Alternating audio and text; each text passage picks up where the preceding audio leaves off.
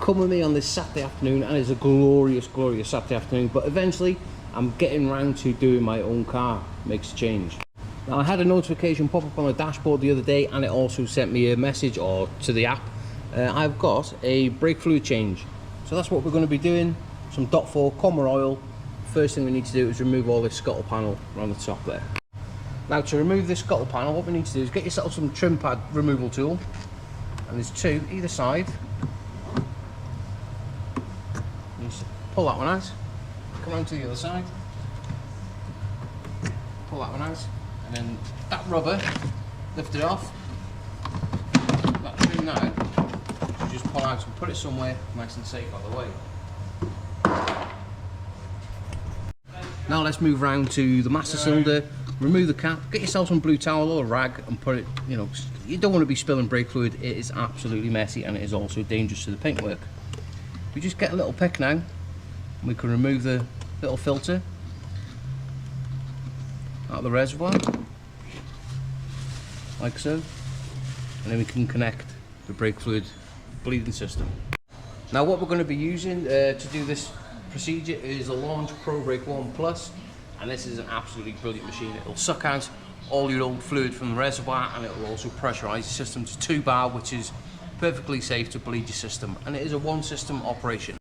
Now on the back of this tool there is a waste fluid dispenser, so we can catch the old brake fluid.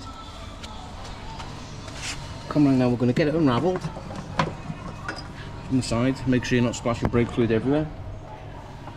And come round, put the suction switch on, make sure you've got your vehicle all covered up because you don't want this going everywhere.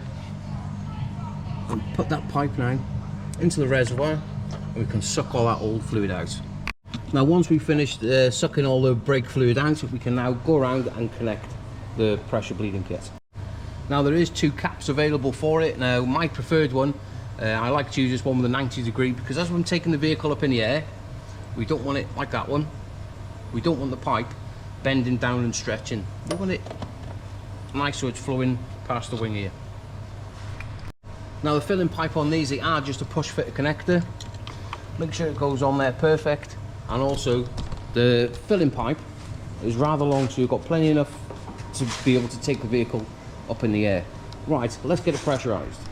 Now we're at the machine, we need to switch it on, and then we need to press start. But before you press start, just turn that up about a turn and a half. Keep your finger on start and you will hear a little click, and that click means that the pump now is active and it'll keep it pressurized at 2 bar of pressure. As I said before, it is perfectly safe. Well, 2 bar is a recommended pressure that you do bleed them at. Keep adjusting it until you're happy with it.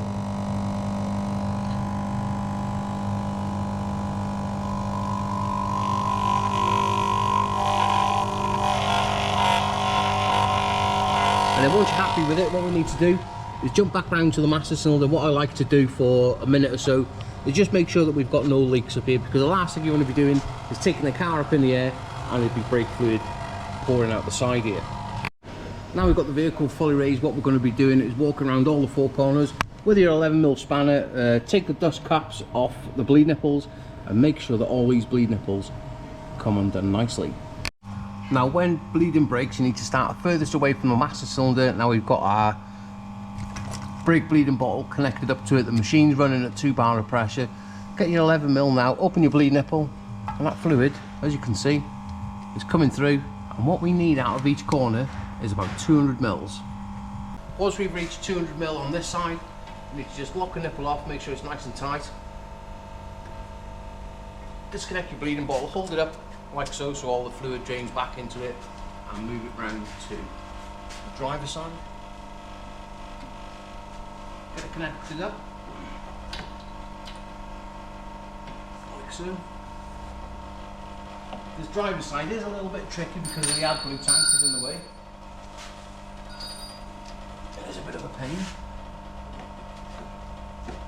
You've got big hands, it's not the easiest.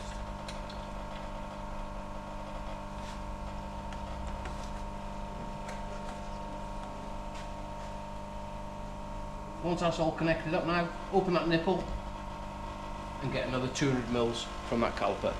And then you guessed it, we've got to repeat the process on the front, starting with the passenger front and then working our way around to the driver's side front, and 200 mils off each corner, and then we can lock them off. And there we go, finally finishing off on the driver's side front. And what we're going to do now, we're going to switch the machine off, and what I like to do, wind that pressure all the way off, and it'll drop straight down to 0.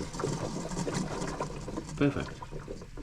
And then once we finish now, we can just go around and we can put all our dust covers back on the bleed nipples and just give everything a little bit of a cleaner-rooney with a bit of brake and clutch cleaner, just to get all that excess fluid off.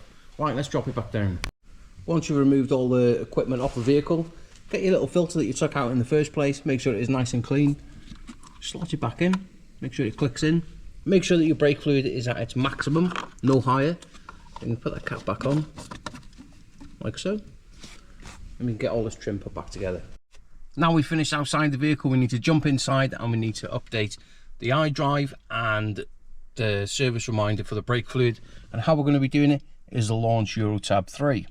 Now once it's all loaded up, we need to jump around to special functions, maintenance, service record, add delete service history to the hard drive, and I'm going to go multiple items, and we need to put all our information in.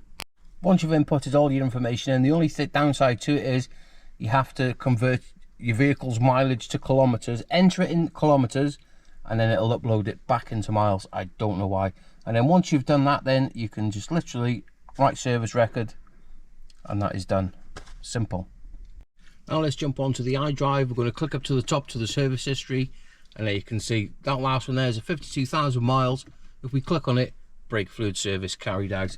Now what we need to do is reset the service icon, which is a brake fluid, and as you can see, F4, brake fluid 0%, so we're going to click F4. I should reset it. Brake fluid is now being performed.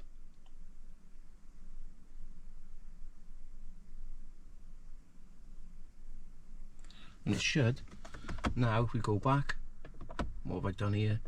Vehicle status, and we're all nice and green. Right, let's take it for a test drive. Well, I did tell a little bit of a porky.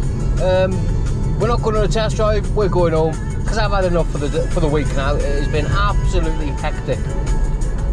I hope you've all liked the content this week. Please like, share and subscribe, and we'll get some more epic videos for you. Anyway, all have a mint weekend. Let's get it sent.